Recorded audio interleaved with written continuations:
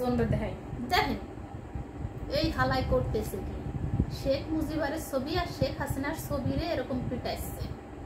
এরকম পিটানোর কি ঠিক আছে? হচ্ছে না তো। তুই বাপু ছবির এরকম পিটাচ্ছিস কেন? এতদিন ক্ষমতায় ছিল, ভয় মেসি বিড়াল হয়ে তো ঘরের কোণে পড়েছিল, আর এখন যেই দেখছে ক্ষমতা নাই, অন্য পার্টি গেছে সুবিধাবাদী লোক, এখন শেখ হাসিনার ছবিরে পেটাচ্ছে।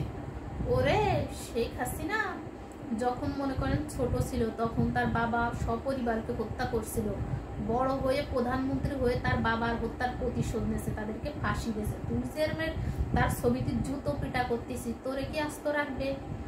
আজ তার সময় খারাপ, এক সময় আসবে, তার সময় ভালো থাকবে। সেও যদি ক্ষমতায় না আসে, তার ছেলে নাতি পুতাও যদি আসে, তাও তোদের এই প্রতিশোধ সে নিয়ে ছাড়বে না। সে তার বাবার অপমানের প্রতিশোধ সহজে ছাড়বে না। তো শুধু শুধু তোদের এই জুতা মারে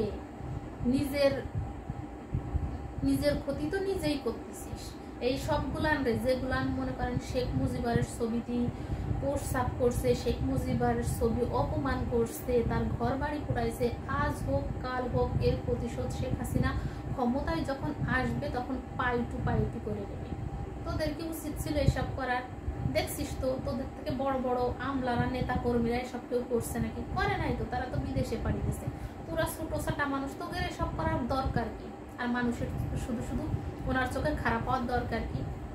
যে সব পিস্তি পস্তা পোলাপান শেখ মুজিবের জুতা পেটা করছে, তারপরে ছেলেকে তার মূর্তির উপর মানে তার স্তম্ভের উপর শিশু করছে, তোরা তো সেদিন হয়েছিস। শেখ মুজিবের তোরাদের হওয়ার আগেই শেখ মুজিবের মারা গেছে, তার সম্পর্কে কতটুকু জানিস? এইসব যে করলি নিজের বিপদ নিজেই টেনে আনবি। তো এসব না করাটাই ভালো।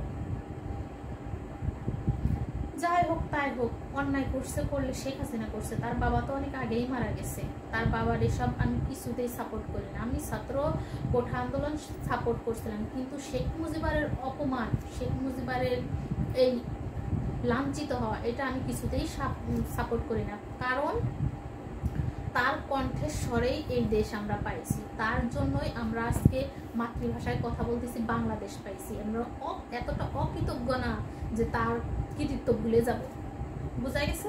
এরকম এতটা অকৃতজ্ঞ অমানবিক মানুষ আমি না। আর তারপরেও কথা হচ্ছে কি, একজনকে অসম্মানিত করলে নিজেও অসম্মানিত হতে হয়, তাই কাউকে অসম্মানিত না করাটাই ভালো।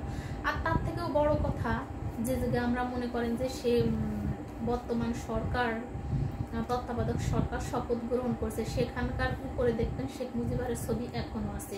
তারপরে যে নাহিদ যে ছেলেটা আন্দোলন করছিল, সে মন্ত্রিত্ব পাইছে, দেখবেন তার মাথার উপর শেখ মুজিবের ছবি এখনো রয়েছে। তাইলে তোরা সুদাসুদি শেখ মুজিবের ছবিটি এইসব অপমান কেন করতেছিস?